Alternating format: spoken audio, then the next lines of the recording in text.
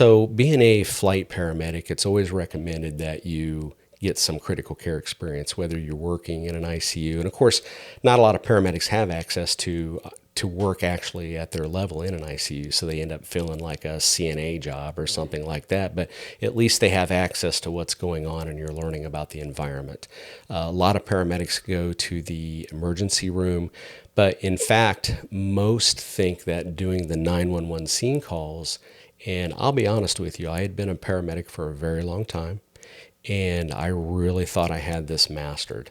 And when I became a critical care flight paramedic, I realized I knew absolutely nothing about my job.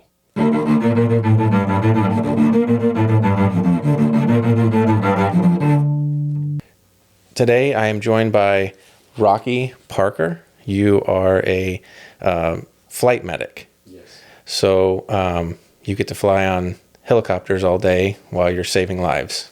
Do fly on helicopters and fixed wings both. I'm a certified critical care flight paramedic, which is a advanced certification for paramedics. It's a little different from 911, and it's more critical care based what we do. We do a lot of transfers from ICUs and things like that. So the care, obviously a lot of pumps, a lot of critical patients and things like that. So it's definitely an advanced level of care, and we're transferring these patients to the care they need. Mm-hmm. Now you have an interesting, well, talk about how you got into your job, because your job, you don't fly locally. You have a very interesting setup of how you do your job, because I know you do work locally for the fire department, yeah. And then you also you fly out of state to do your air medic job. I do. So I work for a company called Trans Aero Medevac. It's in southeastern New Mexico. The area is much like a healthcare desert, is the best way to describe it. All the hospitals there, they lack specialty care. There's no cardiology. There's no cath lab. There's none of these specialty care. So if you come into the hospital, it's almost a pass-through to the flight program, and we end up flying an hour and a half to 2 hours to either Lubbock, El Paso, Albuquerque. It's just the place is, like I said, it's a healthcare desert, and people really lack access to critical care interventions rapidly, so we fill that gap. And an interesting thing about our company is, unlike most flight services that have a medic, they're critical care medics and nurses, but our company flies with mid-level providers and MDs. So we are expected as critical care flight paramedics to work more like a mid-level, and we're expected to learn and work like a mid-level, as I said. So are you, I'm sure there's a lot of protocols and, things that you do, but a lot of it is you're stuck on that helicopter for not, like we were talking about before, not like a 5-minute flight from downtown to the nearest hospital. You're stuck on that helicopter for hours sometimes because it's out in the middle of nowhere. So our missions, and we call them missions, but our missions, they usually last anywhere from 5 to 6 hours from beginning to end. And by the time we go in and pick up the patient, make the flight, our flights are about an hour and a half to 2 hours. It depends on the headwind. And I described, it's like taking an outhouse and turning it on its side as far as space, and shoving you, your partner, a pilot, and a patient in there, and you go for a couple hours, and we deal with critical patients. We're giving blood, we're running a lot of pumps and pressors, and just we're trying to get them to the care they need that they lack in the areas where we're at. So what are a lot of the calls that you get? Are you are most of them you're picking patients up at the hospital that doesn't have the care, or are you going out to car wrecks? And so we do both. So we will go to a car wreck or a shooting or something like that. The problem is the area is so vast. It is the plains, it's a desert. So sometimes our flights to a scene may be an hour. So these local little fire departments will actually transport to their local little hospital, and they're like, wow, what do we have here? So, and then we usually come into the local hospitals. That's probably 90% of the time to pick up those patients. So if we can get to a scene fast enough, we certainly will, but sometimes it's just too far away. So we'll go to the local hospitals and pick them up. Right. So what kind of training did you have to get? Because did you work in the hospital, like in the ICU, ER? Were you working on an ambulance before this? Or? So being a flight paramedic, it's always recommended that you get some critical care experience, whether you're working in an ICU. And of course, not a lot of paramedics have access to work actually at their level in an ICU, so they end up feeling like a CNA job or something like that. But at least they have access to what's going on, and you're learning about the environment. A lot of paramedics go to the emergency room, but in fact, most think that doing the 911 scene calls, and I'll be honest with you, I had been a paramedic for a very long time, and I really thought I had this mastered. And when I became a critical care flight paramedic, I realized I knew absolutely nothing about my job. What's the difference? I mean, like I know you're in a helicopter, but I mean, what's the main? Is it the critical? Well, like you're completely on your own? No, it's not, because we do fly again. I fly with mid-levels. I'll have PAs, NPs, or an MD, but we're partners. It's not I'll tell you what to do. It's really a dynamic environment, and we learn together. I think the biggest issue is, when you go into an ICU and you have a sepsis patient and they're on 3 pressors, or possibly, the ICU is not, the patient's intubated and they're sitting up and looking at you. They've not been sedated properly. Sedation itself is an art. When you're picking up 911 calls on the street, sometimes you're maybe 10, 15, 20 minutes to the hospital. That's fine, and a little sedation, but you really learn the critical care ICU environment when you're in flight. And to be honest with you, this is why ER ICU nurses or mid-levels with a paramedic, when you mesh them together on a helicopter, the two make the perfect clinician, if that makes sense. We each bring our own dynamic to what's going on. But we also learn from each other. So, if I have somebody trapped in a car and I've got to climb into a car, that's kind of my world. If I go into an ICU and, there's 8,000 pumps, jokingly, but, there's pumps and lines hanging everywhere and this and that. So that's more their world. But the interesting thing is, we do art lines. Some of the advanced skills, because I have providers, we actually, like the London HIMSS program, unlike other services, we actually are trained to do a clamshell thoracotomy in the street. We're trained, we do chest tubes just like they do in the ER. What is that? That thoracotomy? Can you just explain what that is? So it's a very specific, let's say I had a stab wound and maybe it hits like the right ventricle. They code right in front of me. So we could actually open up the chest and we will actually staple the wound in the heart. We will suture the wound. We'll clamp the wound if it's a ventricle, and basically just, we'll lower it back down, load them on the helicopter and go. So, usually clamshell thoracotomies are reserved for what you see when people have passed in the emergency room. But our service, being in this healthcare desert, we're really trained at this crazy high level of care. And that's kind of why, for me, I keep going back to New Mexico. Plus the shift. I work 4 days on and 12 days off. So, and they give me a flight stipend, and it's just, it's an addicting place, if you will. So you said you didn't think you were going to have anything to talk about. Well, and I'm just like listening to this already, and I'm like, that's insane to think that you do that. Yeah, we do things like that. We do lateral canthotomy. So if they have a bulging eye and we need to release the tendon, we'll do that to try to save their sight. Like I said, most places are doing thoracostomies and chest tubes. That's not unusual, but just, some of the interesting things that we do, and our doctor, Dr. Ryan Hodnick, he is fantastic. He's actually a DO, and he still maintains his paramedic. And but he allows us to be a clinician.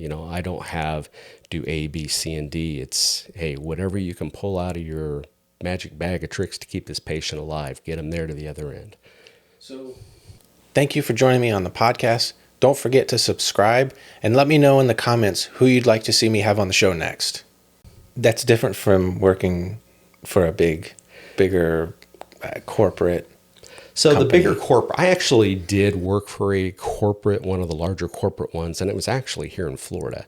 The problem with some of the corporate ones, they'll throw up a helicopter and see if it makes money, and if it doesn't, and unfortunately I got laid off. It was one of those things where they closed down, they weren't making the money. And I ran across this person who said, "Hey, had you heard about this company in Southeast New Mexico?" And I'm like, "No, I'd never heard of them at all." So, but went out there, got a job, and it's just fantastic. It's kind of like cowboy medicine a little bit, if you will. But, Yeah. so I've experienced both sides of it, and all critical care flight medicine is fantastic. I mean, when you're doing, you may have to maintain flight physiology, when you have Boyle's Law, when you raise up, maintaining your IV bags, things get bigger when you raise and they get lower.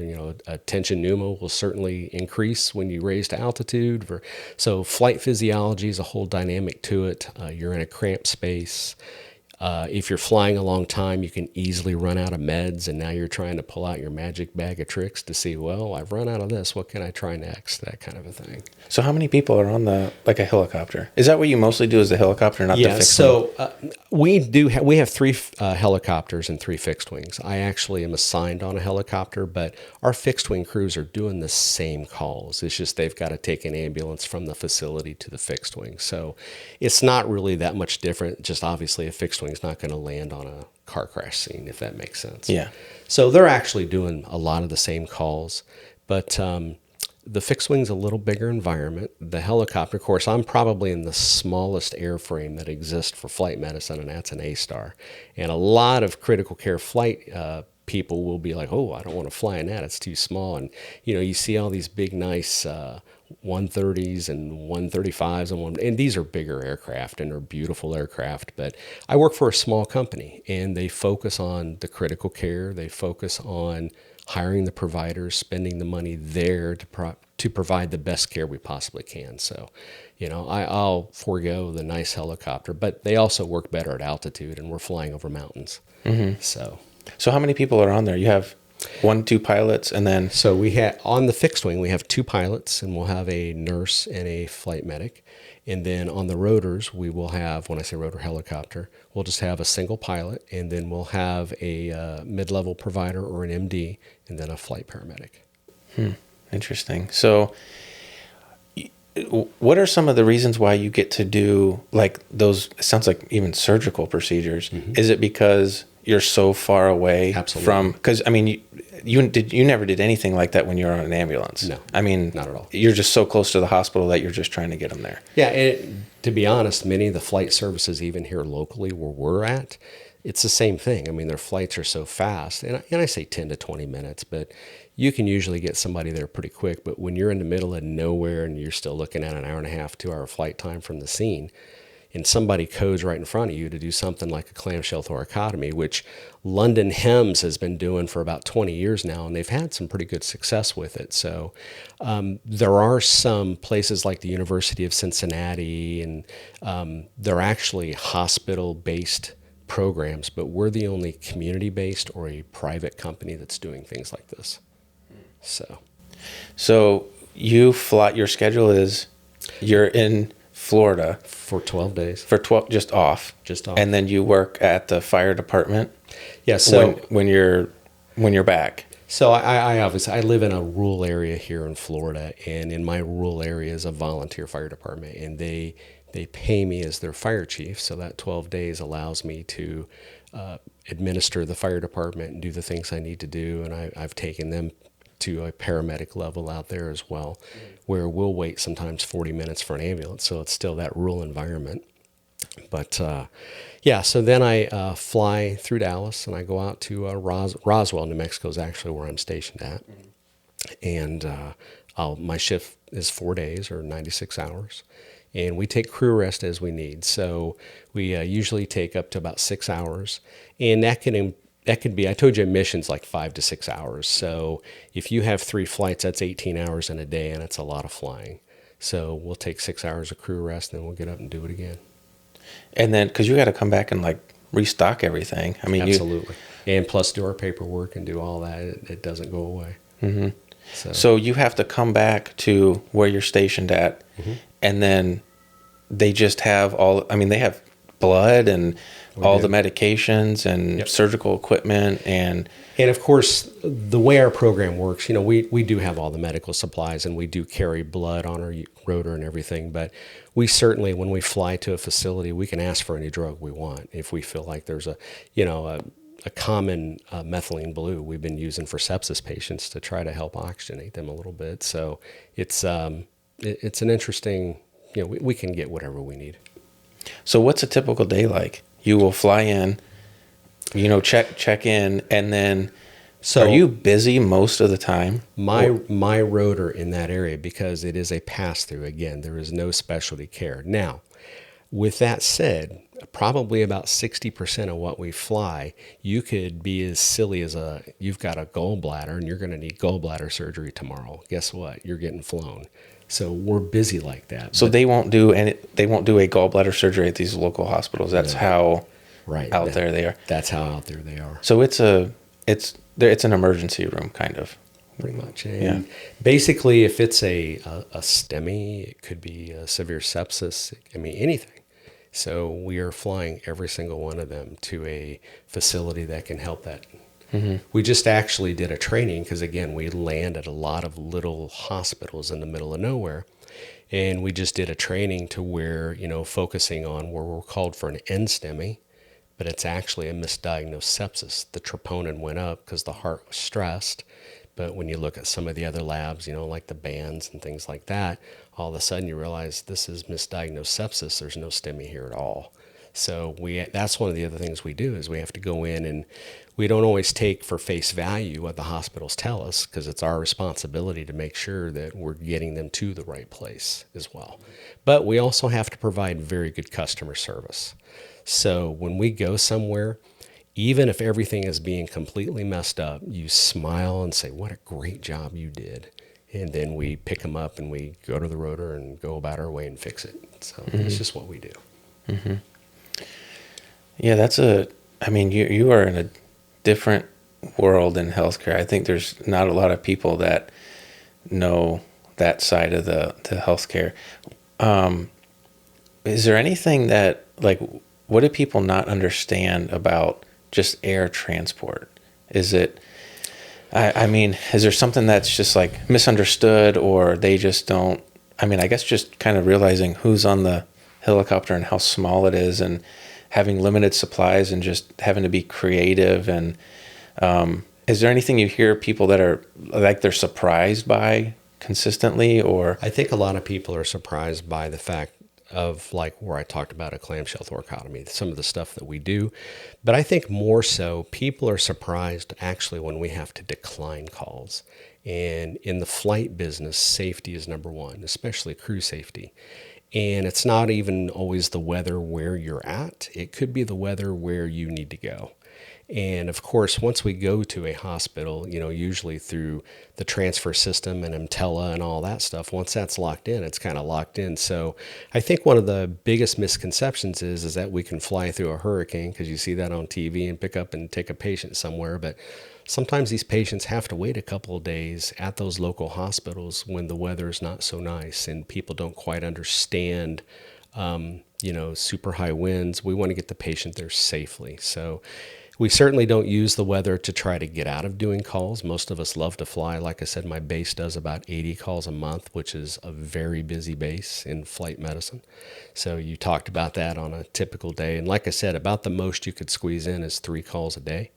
So about 5 to 6 hours each, about 18 hours. So, but a typical day will usually be 12 hours of flying, 6 hours of rest, and you get up and you do another 12 hours. So it's, you get up, you're going right out. You're not going to sit around and wait.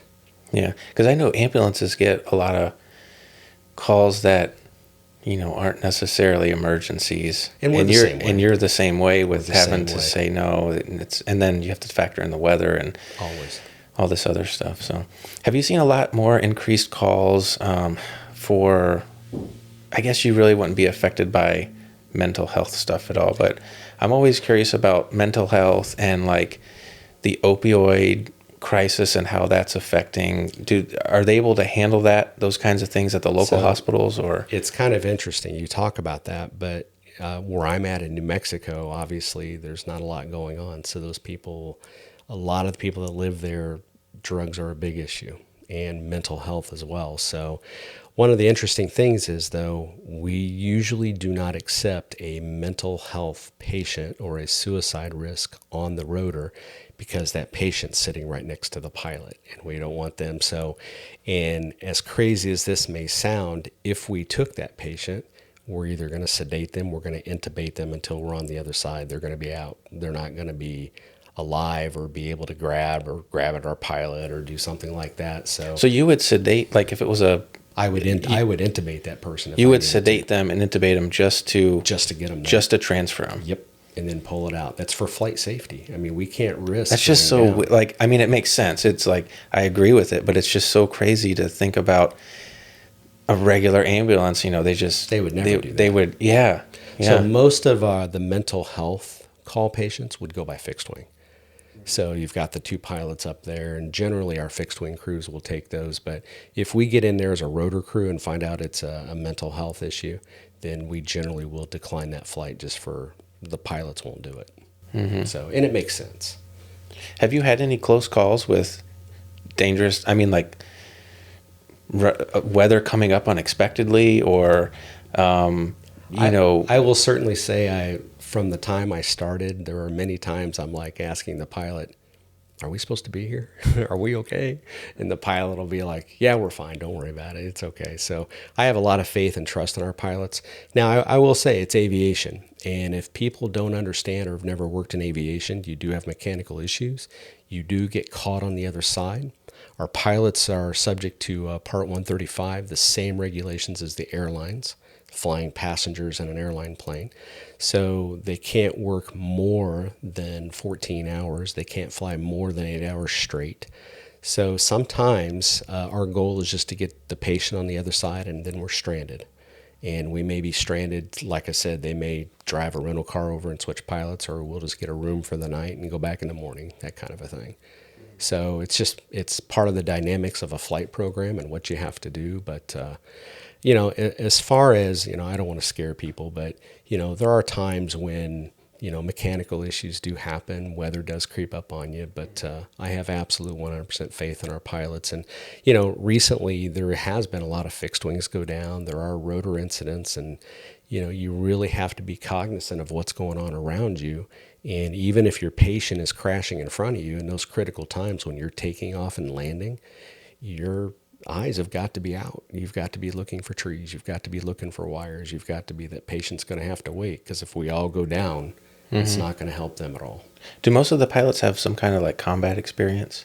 It's kind of interesting. We do get military pilots. We get a mix of civilian pilots, and I'm not dissing on the military. This is just Rocky's personal opinion. I'm not dissing on the military pilots, but they're very mission oriented. And we all do checklists, don't get me wrong. But to me, the civilian pilots or especially the Coast Guard, they're used to the bell rings. They go out there. It's a quick mission, checklist, and they're on their way out to go save somebody in the water, if that makes sense. It's a little faster. Sometimes with some of the military pilots, we can be sitting there in a rotor, and it's like, okay, it's time to go. I was just thinking, when you ask the pilot, is everything okay? And they're like, yeah, it's fine. And I'm thinking, if they're from the military, they may be used to, like, middle of war zone, that kind of thing. And to them, flying just a patient from one place to the other is not that big of a deal. So they're like, yeah, we'll be fine. Well, weather-wise, so like sometimes, especially when we fly over the mountains, there's really not a lot of radar sites out there and stuff. So when we're over the mountains, you can very easily get into, just on the edge of a snowstorm where we have to come out of it, or something like that. And just things like that, you don't quite know. And here's a little fact you may not know. Sometimes we don't fly because it's too dark.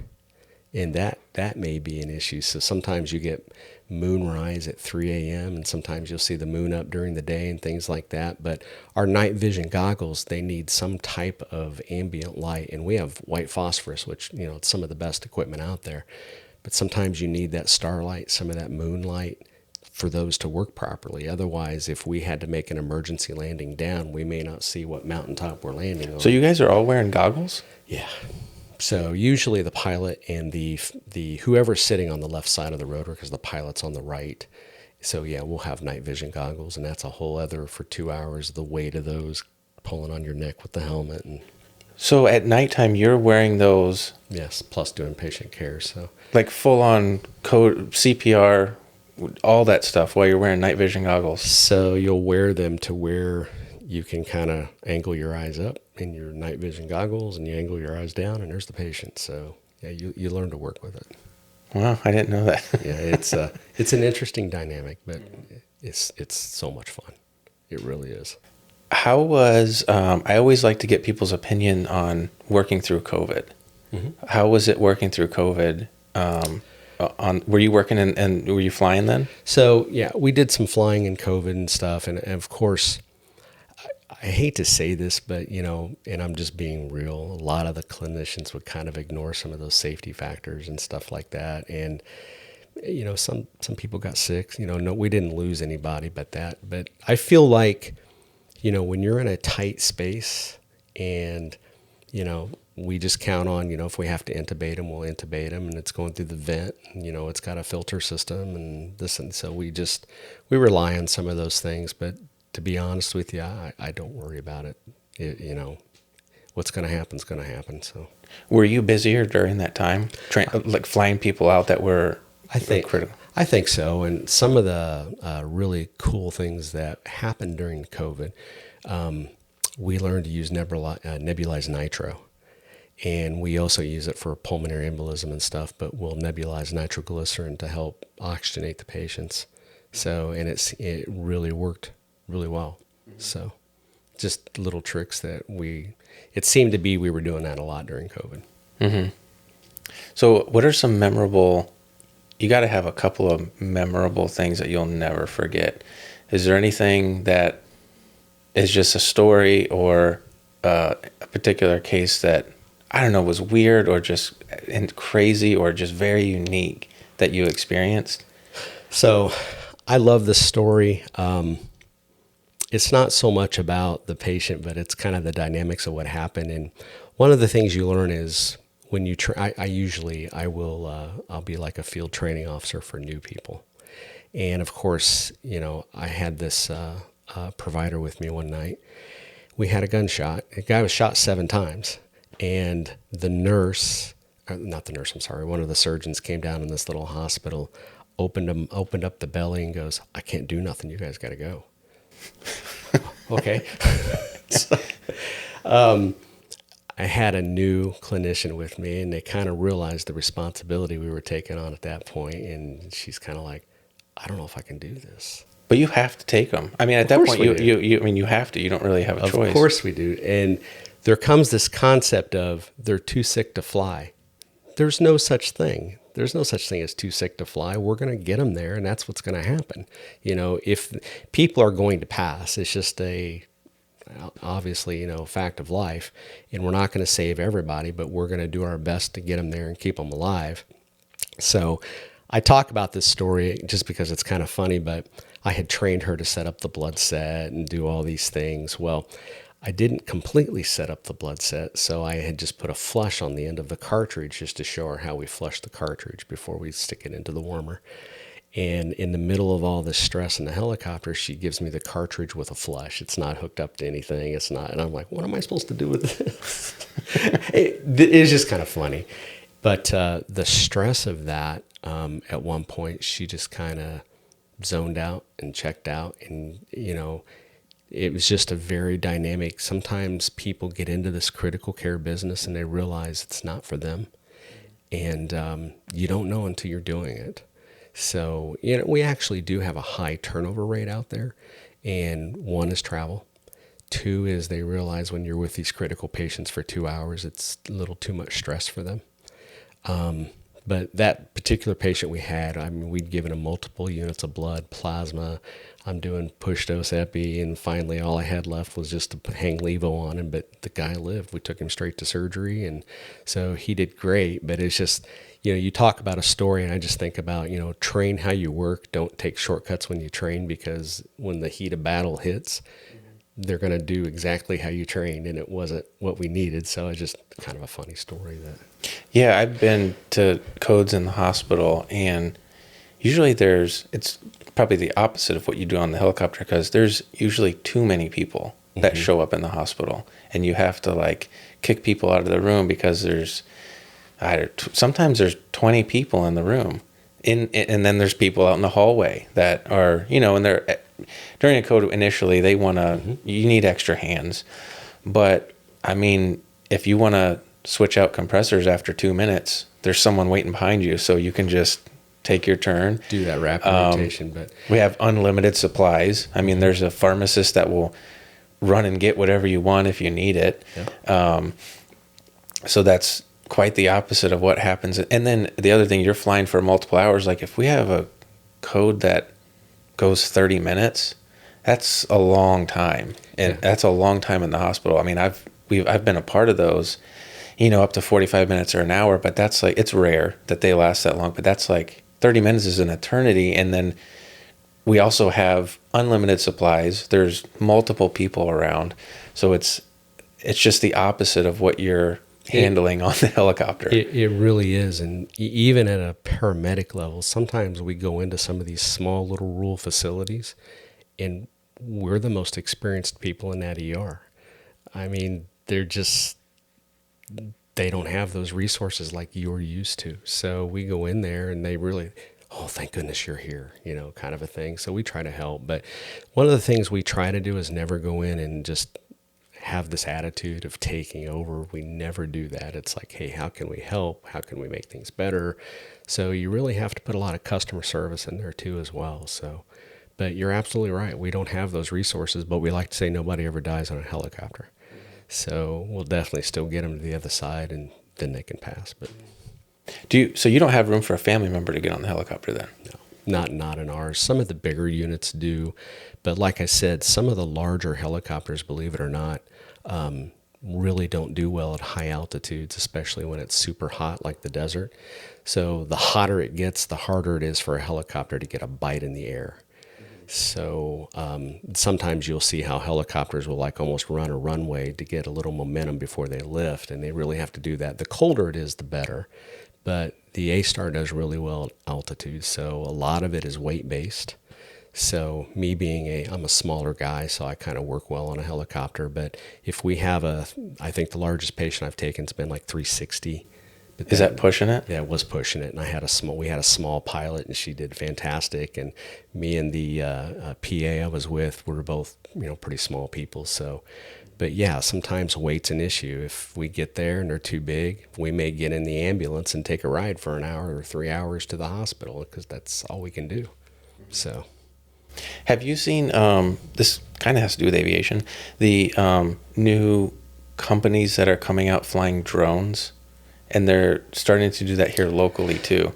They have like I don't know how much the payload is. It's not much, but they have a few emergency supplies. Like an AED and stuff like that. Yeah. And they'll dispatch a drone it's like they have strategically placed like garages around, and then they get a call, they open up, and they fly. Have you seen those? I have seen the program. I haven't seen it up close or anything like that, and they're doing it here locally in our county. So it's an interesting concept, but, sometimes 911 dispatchers even have a hard time talking somebody through CPR.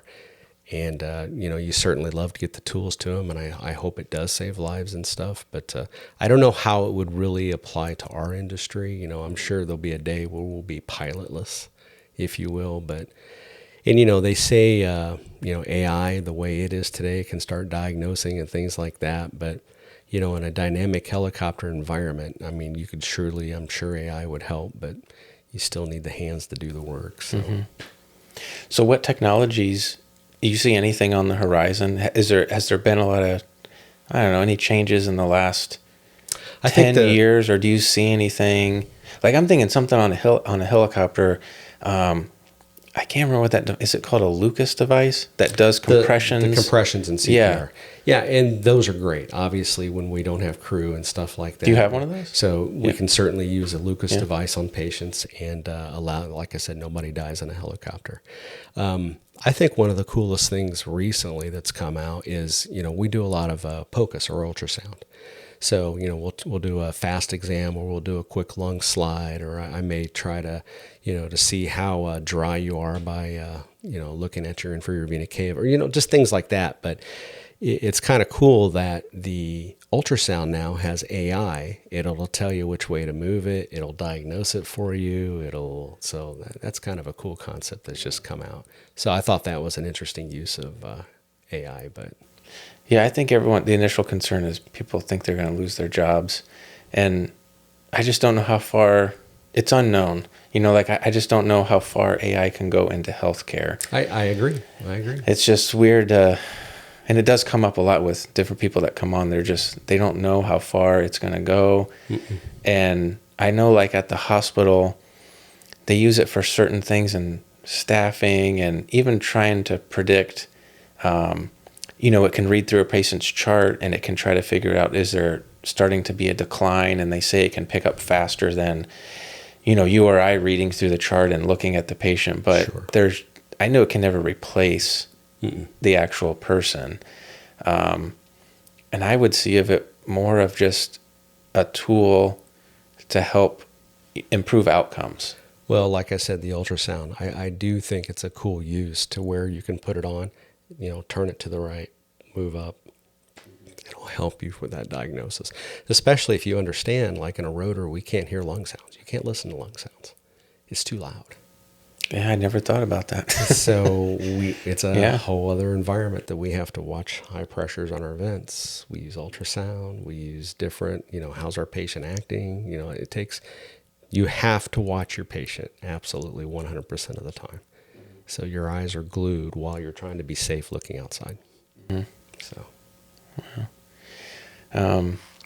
I think I always try to ask everyone that comes on, what is just in the whole world of healthcare. Yours may be more specific. Everyone's is somewhat specific to what they do, but what is the healthcare system doing right? And what needs more attention or focus, and how do you go about making those changes to just make healthcare better?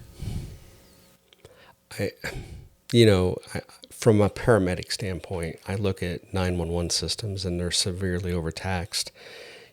Doctor, your primary care physician works 9 to 5 and it's easy for them, just call 911, and I think there are some of these local access groups, or there has to be a way to try to keep people from calling 911. And a lot of agencies, even here locally, I think, they're putting a nurse on the line, referring you to other care. I think telehealth helps and things like that. But as far as 911, but where I'm at, we're in this healthcare desert, like I said, and it's really sad because people don't want to live in the middle of nowhere, if that makes sense. So how do you get these specialists to help these people in these areas? And, in Roswell itself, there's like 60,000 people there. So there are a lot of people. Oh yeah. But, we still fly out to, we do a lot of oil field runs and things like that. The oil fields in western Texas and things like that, or even southeast New Mexico. But still, there's just no access to specialty care. And a lot of these little ERs may just have a PA in there or an NP. There's no doctor in there. So how do you entice these people to go out there and actually work in these environments? And I think that's one of the things, like where my service flying us from wherever to come in and work these, like a 4-day shift and then flying us home for the 12 days. I don't necessarily look to go out and live in New Mexico, obviously. I like my home here in Florida, but I certainly want to go out there and be a part of the solution, if you will. So, from my aspect, what I see is just, in the middle of nowhere, this lack of access to healthcare.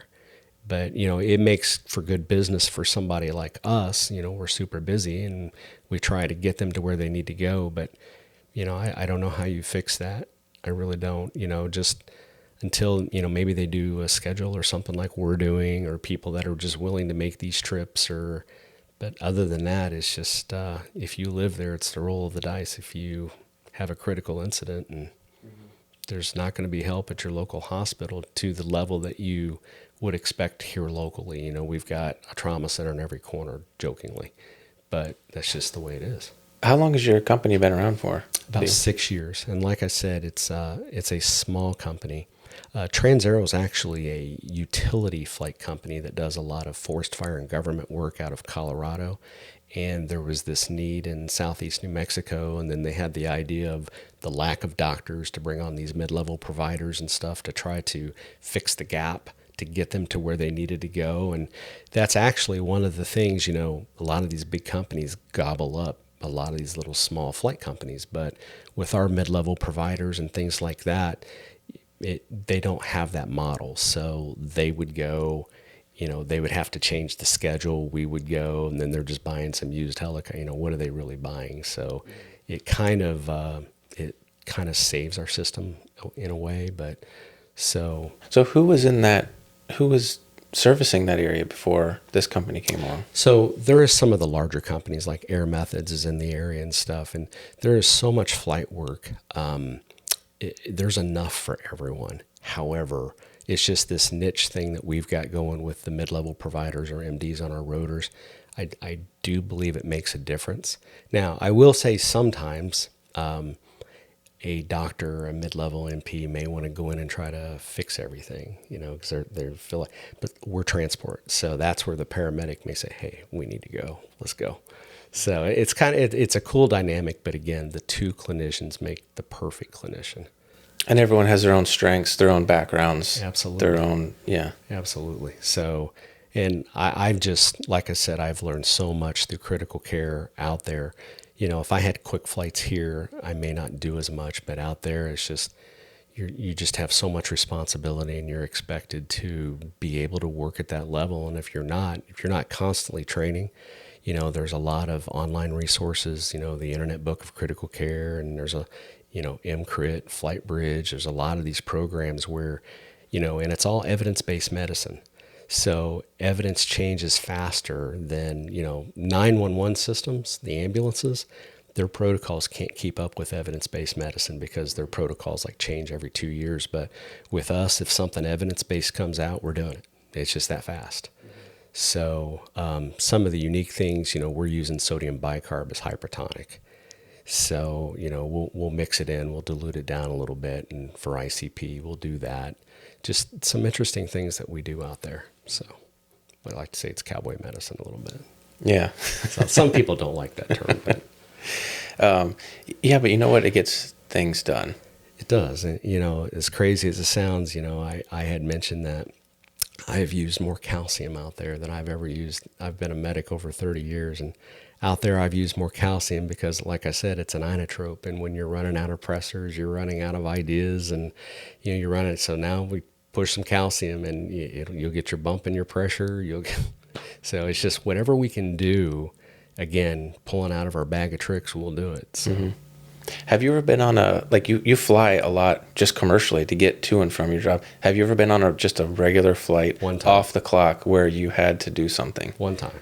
Yeah. So, yeah, and it was kind of cool because they turned around and I just went up there and she was just hyperventilating is all she was doing, is just anxiety. So I didn't really do anything, but she ended up sitting next to me the whole flight, and I just kind of kept her calm and stuff. And then when we landed here in Tampa Fire Rescue came and took her. But did they know, did they ask for a volunteer and you raised your hand, or did they know what you did? Is there anybody here that knows anything about medicine or this and that? So I got up and said I was a flight paramedic. And so, but then they were a little more, sometimes anxiety and hyperventilation can look pretty dynamic, especially when you get carpal pedal spasms and things like that. So, but once even calming the crew helps a little bit. So, but she was really nothing.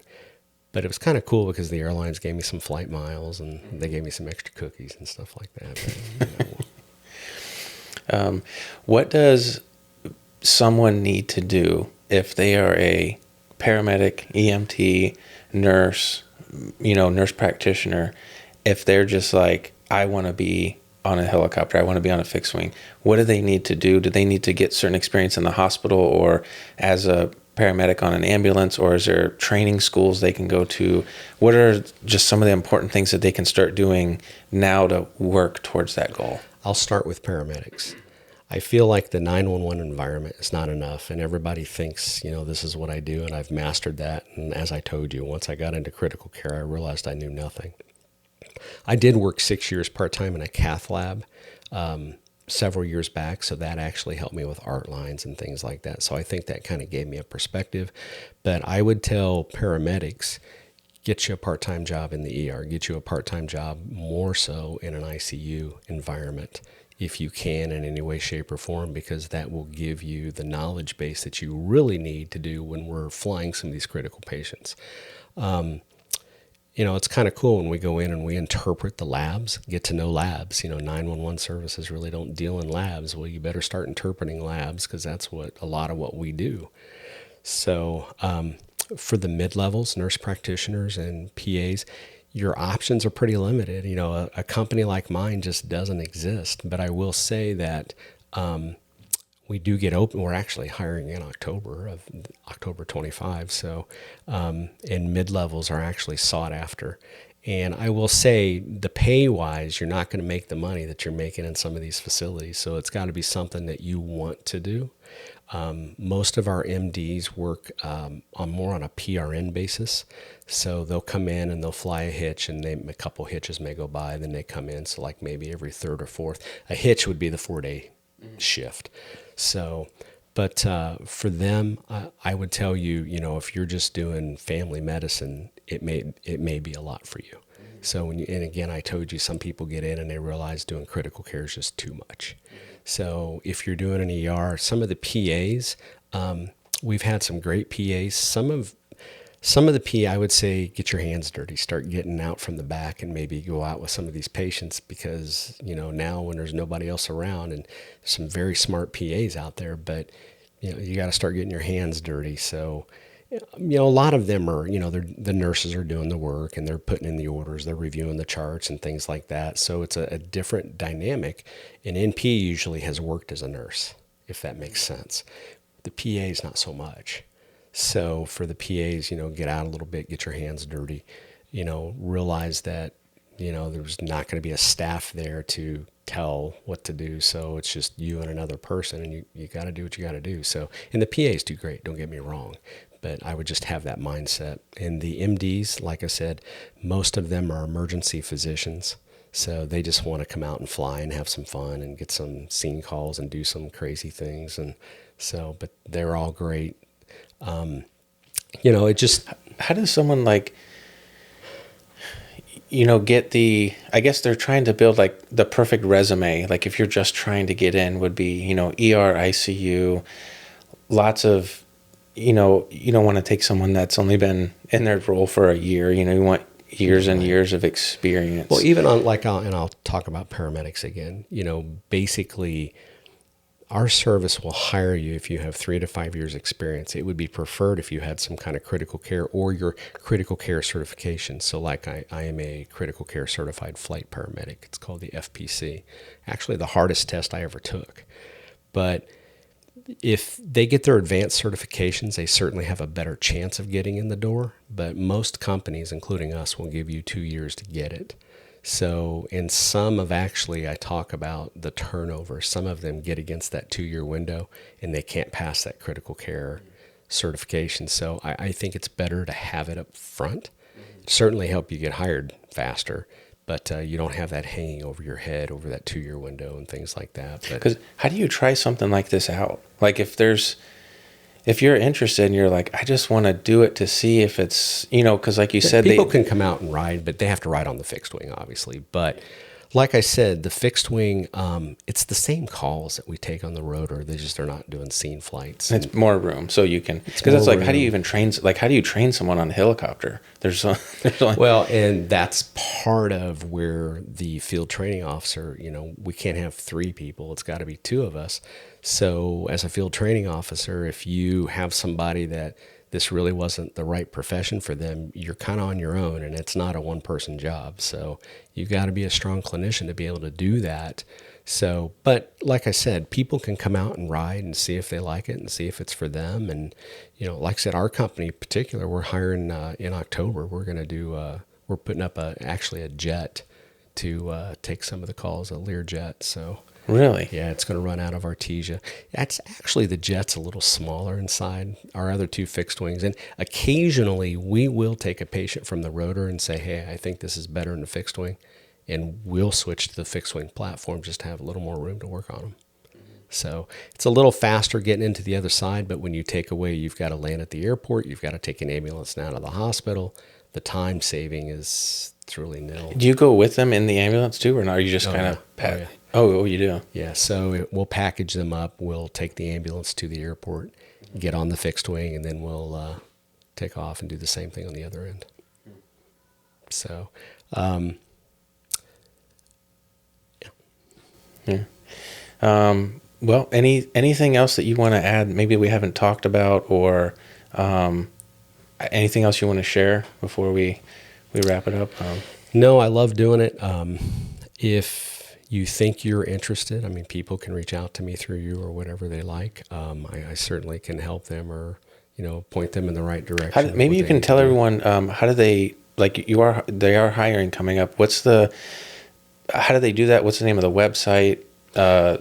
So if you look up on Indeed, Trans Aero Medevac, so Trans Aero Medevac, and they'll usually post on there, you'll put your resume application in through Indeed, is generally how they take it. They will reach back out to you. You will be given a critical care test.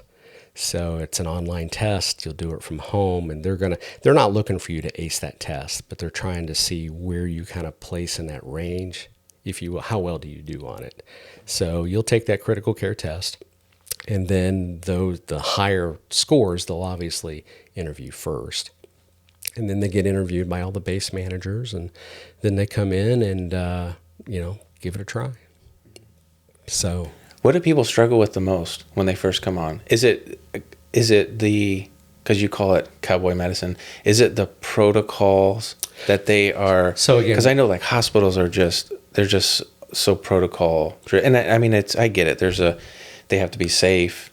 Everyone has to be kind of doing the same thing. So do people have to relearn things, or kind of, because we don't really have protocols. We just have guidelines. And like I said, based on evidence-based medicine, if you're keeping up with it, and as crazy as this sounds, what I do is the closest I'd ever get to practice, because I can basically do whatever I need to do to justify it. I don't have to turn to a protocol or something. I can do whatever, I said, reach into our bag of tricks. And sometimes we'll call our medical director and say, hey, do you have any ideas here? Or like using methylene blue on a sepsis patient, that type of thing. But I think the biggest transition is some of the autonomy they have.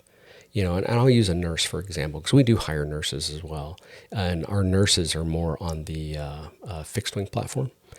But a lot of them having some of that autonomy. And I told you about the one, they were like, all of a sudden you talked about all those hands you have in an emergency room and all that help and all those supplies. And now it's like, it's just me. I don't have that help, so paramedics are more used to that environment. In the back of an ambulance, it's just you and maybe, an EMT or something to help you. But for some of the hospital providers, it's definitely it's a learning curve. It's a will. And they have to, some of them have never worked with a paramedic, so then they start to learn, they get an idea of, and I know there's always this, I think that would help medicine as well as, sometimes I think in general through 911 paramedics are seen as less than, if you will, or, like I said, in the ICU, they're only hired as a CNA.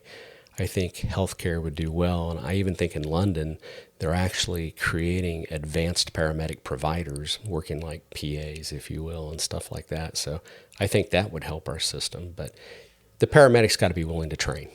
How could they? What could you see a paramedic doing in the ER ICU in an expanded role here, like in Florida? What would be what additional responsibilities do you think that would be beneficial for the system for them to be allowed to do that they maybe can't do right now? If you really wanted the perfect environment, if I go into a hospital, can a nurse really intubate? No. So why not bring RNs to that level like a medic, right? So kind of morph the two together, because we really kind of do the same job. It's just, 911 is different, but, a lot of paramedics work in the ER. But if you brought up nurses, so nurses in our program intubate, right? So I think if you bring up the nurses, but then you also bring up the paramedics to be able to work in that ICU environment like a nurse, morph the two together, I think you would have a great dynamic to help in the future with more access. But I also know that there's always this whole, the education thing and this inadequate, my paramedic school was 1.5 years, but, I've been doing this for a long time. How do you, I don't know the perfect answer, but I think it sounds like your company they think outside the box a little bit. And so. That is something that I think is lacking and I don't know if it's a safety thing, like they're so concerned about lawsuits, or I don't know. It seems like a lot of the creativity and thinking outside of the box is not rewarded or encouraged. So you talk about lawsuits and stuff. I've actually worked with some providers that were like, we better not do that. We could get sued. And it's like, it's just something I don't think about. My job is to try to fix and save this patient, and that's what we're going to do. So, and I think that's a dynamic all in itself, is getting them over that hump to, hey, we're out here in the middle of it, in the middle of nowhere. You can't be thinking about things like that, because, one of the things that our medical director drives home, you're more likely to get sued for not doing than you are for doing it for the right intention. Does that make sense? Well, and a lot of times a patient is dead already. I talked about a clamshell thoracotomy. They're dead if we're doing that, and it's a last-ditch effort to try to save them. That's a pretty. But if you don't do anything, they're dead anyway. Yeah. And some would say, can you really hurt a dead person? No, but you could try to give them a chance, and even if it's only 5%, does you or your family member want that 5%? So, and it's not. I don't want you to think that we're opening up and cracking chest everywhere. It's not what we're doing, but it's a very particular skill. But when we're in the middle of nowhere and we have to do it, we have to act, and we have to act now. So we can't be thinking about lawsuits and things like that. Mm-hmm.